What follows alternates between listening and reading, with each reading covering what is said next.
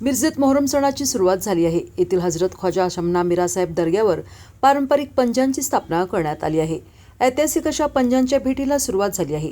मंगळवारी पंजाची पहिली भेट 12 इमाम दर्ग्यात भक्तिमय वातावरणात संपन्न झाली।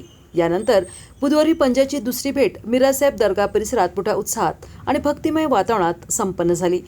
दिवसभर पावसाचे वातावरण असताना सुद्धा यावेळी मोठ्या संख्येने हिंदू मुस्लिम भाविक उपस्थित होते। मिरासाहेब दर्गा आणि 12 इमाम दर्गा येथे पारंपरिक पंजांचे भेटी आणि शरबत वाटप हे या सणाचे प्रमुख आकर्षण असते। सलग 4 दिवस पंजांच्या 4 भेटी असतात। हे मोहरमचे आकर्षण असते।